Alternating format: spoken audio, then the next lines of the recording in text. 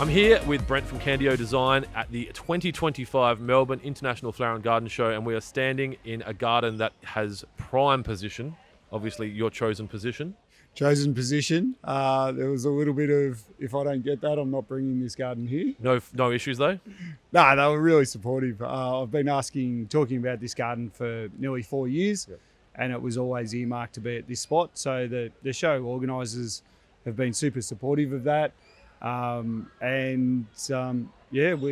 finally here. You've done a lot of these, so obviously they know you, and if you might have a bit more hand if you want to ask for a spot. Well, I'd like to think so, but it sort of hasn't been the case. And I have had in the background that I wanted to do this garden here for about 4 years. And I've never really been super pushy about what spot I've had. But I did start this conversation about 3 years ago. So this location, is this the first time you've been on this location? Yes. Yep. And this is, for people that haven't been here before, you walk out the main hall from what would be the main entrance, and this is the first thing you see once you come around the water feature. Yeah, correct. So it's a prize spot. Prime spot, absolutely prime spot. It's also pretty flat. Yep. So, in terms of building, it's probably where you want to be. Some of the other sites have got quite a lot of fall. This is about as flat a spot as you can work on. So talk to me about the concept. Obviously, every garden has a meaning and an idea and a story, and obviously we've seen throwbacks to old eras. What was your driver behind this design, and what was the process? So the garden's called ODE, and it's a thank you or an ode to my mentors and people who have helped guide me and been a part of my journey and my path throughout my landscape career of 28 years, horticultural, landscaping, landscape design. So it's a thank you. It's a conversation piece about the importance of having mentors and leadership and the sharing of knowledge and information through the industry. And just trying to thank a couple of key people. Two of them being Martin Semken and Mark Bentz, who passed away from leukemia about 16 years ago.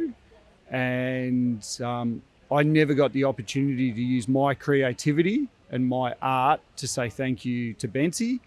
And I didn't want to miss an opportunity to be able to do that for Martin. That's amazing. So obviously he's got family that are around. Have they been able to come and kind of see the garden and digest it? You've had a few moments? Yeah, we have. It's been a bit of an emotional roller coaster. This is by far the most personal thing I've ever done at the garden show, and probably by far the most personal thing I've ever put on display to the public. So it has been a bit of an emotional roller coaster at times. Martin's family, some of them work here. So his daughter works for Semken Landscaping. And this tree that we're standing right next to is the Martin Semken tree.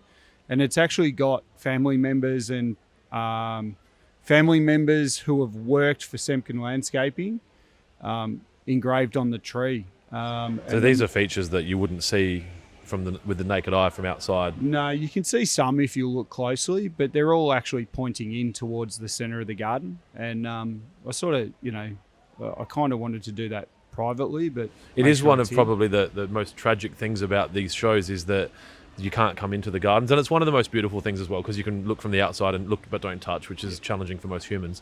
But it's a different experience to come in and to see this amazing water feature, and then obviously the line. I'm not a designer, but obviously when it's pointed out to me, I understand and appreciate it. You were saying before this is really important because of that. You wanted to have that look. So this garden was designed to be, like people, obviously we've got two sides of viewing, front and right-hand side viewing. But this garden was as much designed about the view from the structure looking back that way, knowing that I had the beautiful building and the central water feature behind me. You mentioned before that this was an ode to your mentors. You're obviously now at a stage in life where you are probably a mentor, whether or not you know that, acknowledge that, or I guess talk about it. For people that are watching that don't know, you run and own a design college here in Victoria? Yeah, so London College of Garden Design. It was started in the UK, hence the name, but I brought London College of Garden Design to Australia in 2020 was our first educational year. For anyone who's got any interest in business, don't start a business at the start of a pandemic. Unless you're selling related products, you'll be in trouble. Cold and flu medicine. hand wipes, etc. So that was, there was 2 hard years, but since those 3.5 years since then, it's been, the college has just kind of grown. It's hard to. I felt like you've had it for 15 years. I know that you probably feel like you have, but really that's. I mean, we would have only met in those years of that early stage. So I didn't realise that it's kind of been that short, and obviously the challenges that have kind of gone. So, with regards to your students, before when we were off camera, you were talking about how you've seen a lot of success here in some of the other garden areas. Talk to me about that and explain, I guess, how that makes you feel seeing your students and now you being the mentor that you once appreciated. Yeah. So we had 2 students enter the Achievable Garden together and do a beautiful garden just down here. And they won a gold medal and they won the award for excellence. So they won the category, the Achievable Garden category. I walked in yesterday to the awards and I saw them and they were looking at me and they had a funny look on their face, and it sort of all didn't piece together at the time. And I said, "Oh, how'd you go?" And they looked at each other like, "Is he being serious?" And they go, "Do you not know?" And I'm like, "Oh, I don't know much at all." And they go, "We won a gold." And I actually burst into tears. Like it's proper like proud father moment. Yeah. You spend so much time with these people and you invest time and passion and even honesty. Like, I feel like the college, we're honest. And sometimes it's tough love and sometimes it's, encouragement and all those things, but it's all practical. And the fact that they took this opportunity to put a garden at Melbourne International Flower and Garden Show, and they've just taken the opportunity and absolutely smashed it at every point possible is an amazing achievement for them. And it just makes me super proud that we've got students that have seen this opportunity, grabbed it, and what's next? Like I can't tell you what's next for them, but things open. When you do things like this and you do it well and you're a good person while you're doing it, doors open. The good person bit is by far the one. And we were talking about it a little earlier, that we very quickly find out what kind of people we're dealing with when we ask them to do this. Yeah. And the ease of dealing with certain people versus the challenges of even getting onto a garden site because you've asked and it's too hard. So that being a good person, I think, I don't know if that's a module at the college, but it bloody well should be. Mate, I don't really suffer fools. I hope I'm a good person. I try to. You don't get up every morning trying to be a twit. I think part of the good person thing is not walking around telling everyone you're a good person, right?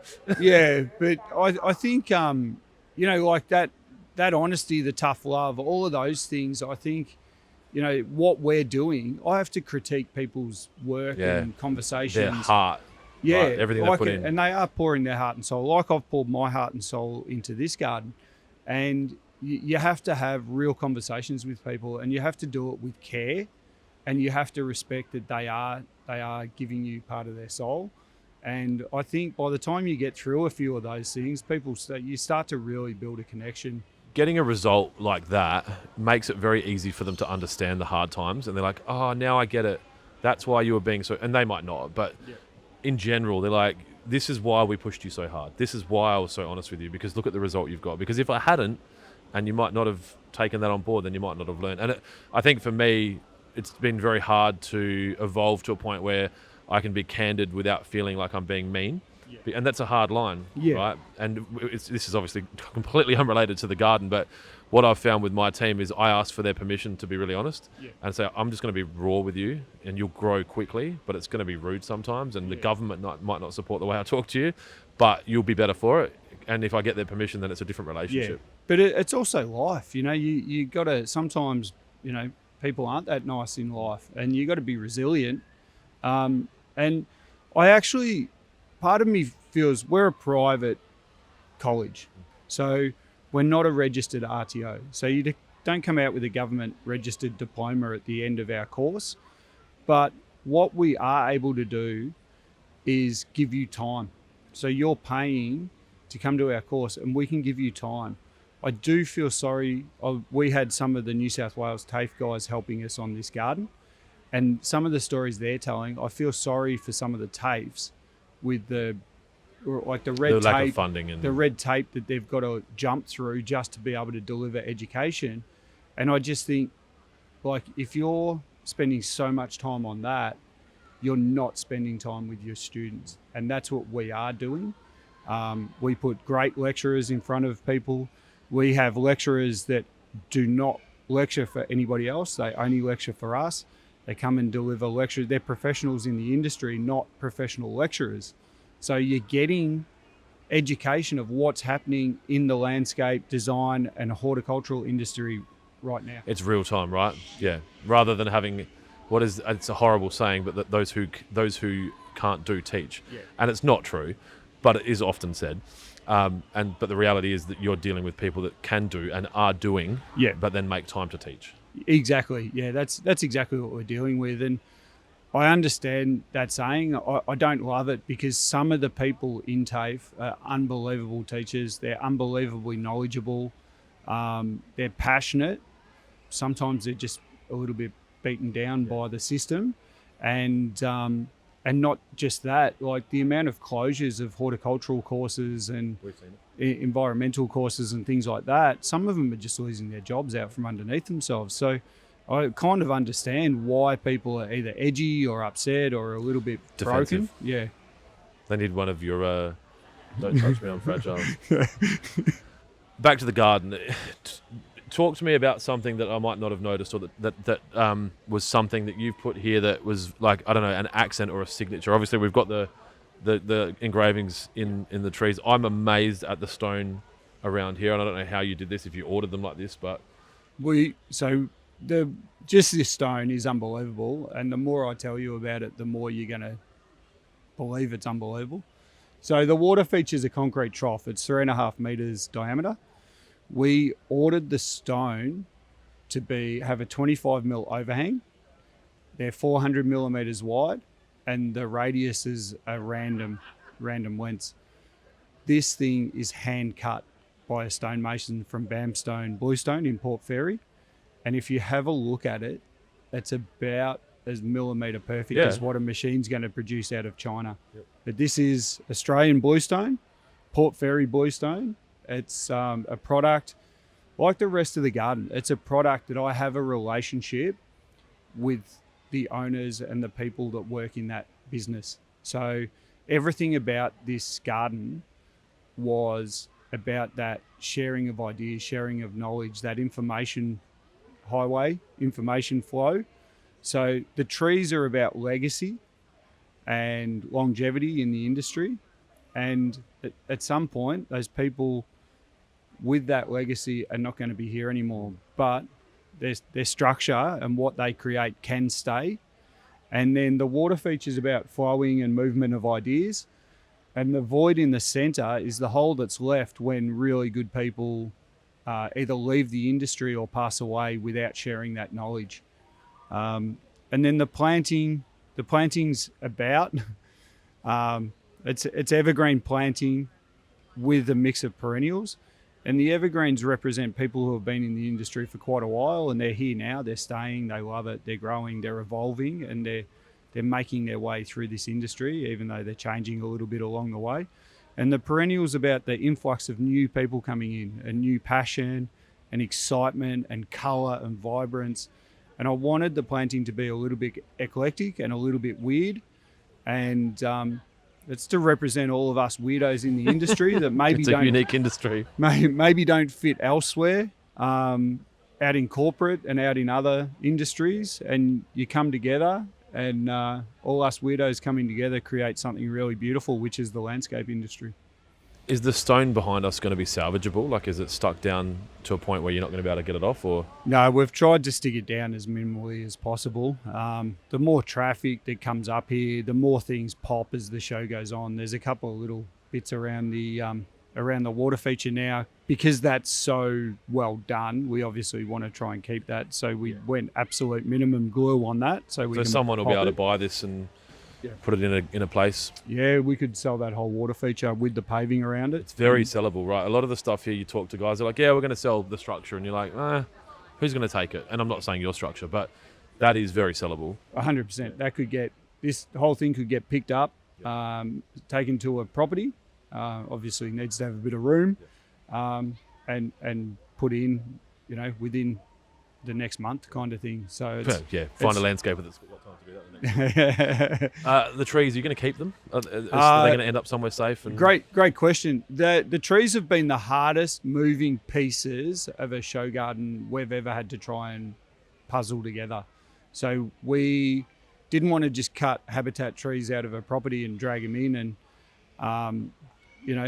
kind of take away an owl or a bird of prey's habitat or anything like that. We wanted to do it the right way. So we've been trying logistically to piece all the bits, put all the bits in place and turn up with these trees. They fell into place about a month ago. They came out of a development site out the back of Geelong, and they're here at the show. They had to come out, but they're actually going back, and then we're going to create habitat gardens around the That's trees amazing. that once they go back. So doesn't stop people from walking up and just teeing off on a couple of our staff, but once you hear the story, because people are like, yeah. So we've had a couple of people sort of yell first, listen later, but that's fine. We knew people were going to be passionate about that, and that's fine. Passion's part of it, right? It is 100%. We've all got it. When we can have the conversation, people seem to calm down and understand what and why. Would I do it again? Nah, it was a logistical nightmare. For people that are interested in the college, do you have an intake? Is that something that happens semesterly, termly, yearly? Yearly. Our yearly intake starts at the end of February or start of March, depending on where Easter falls that year. So we don't do a modular-based system like a lot of TAFEs run. We actually do a layered-based system, and we start literally with hand drawing and build your skills and build your process of design in exactly the way that you would design. You design a garden. So it's probably one of the hard things to get people to understand. They say, what modules do you teach? Well, you don't teach modules. Like that's not how we run. And this might not be for you. Yeah. We're not for everybody, mate. That's the honest truth. We're not the cheapest course in Australia, and we're boutique. Well, you can't be, right? If you're delivering what you want to deliver. We've got a maximum 30 students per year. Okay. So for our studio days, you get one lecturer per 10 students. Yeah. So we're trying to keep the contact time with lecturers at a premium. Just trying to do everything so that our students get really good contact. If they're working on a project, they actually get time to work through their problems and discuss and go away and think and come back and actually work through a problem like you do on a real landscape design project. Now, before we wrap up, I think it would be irresponsible of me not to mention the Semken business. Yeah. Obviously, Martin Semken has been a mentor of yours, and they built this garden. Is that obviously how did you handle that? It was just like, hey, I'm building a garden for you, but you're building it. Good question. So there's probably a bit more to the story. So just little things like that tree behind us is the Mark Bent's tree. So like I said, Mark passed away. The last time I saw Mark was here at the garden show, and it was 5 days before he passed away. So there's a little bit of emotion. Mark actually promised me that Semken Landscaping would build me a show garden. And he passed away before we could build the first one together. But Martin upheld that promise, and we've gone on to build, 14, 15 gardens, 16 if you count international ones. So I rang Martin and I said, this is my idea. And I told him I was, thinking about doing this garden as a thank you and a tribute, an ode to him. And I said, do you want to build it? And he said, no, I think we'll sit this one out. I said, okay, I'm doing it anyway. And he rang back 24 hours later and he said, the journey's been too long. We can't not finish the journey. So, he said no. 24 hours later, he said yes. And 36 hours ago, I think he regretted saying yes. But Mate, if anyone knows the torment of this, it's him. I mean, they built 2 gardens here this year. they built 2, and they were on site Sunday week ago, and they got the drawings for another one down the bottom that had come through from a designer that was a last minute inclusion. We were already on site, so they literally threw a garden together in 8 days. That's amazing. Yeah. Thank you very, very much for allowing us to be in the garden. It's a privilege to be able to do this, I guess, as my job, and to come and see this beautiful work. I don't know if you're going to do it again, but I've stopped asking, because most people, it's not the right time. But I hope you're proud of what you've achieved, and that you're comfortable that you've done justice to what you were hoping to. I think we've done justice to what I was trying to do. I love the garden. I think it's beautiful. The public love it. I mean, there's constantly people standing around it. Not every garden has people on it all the time.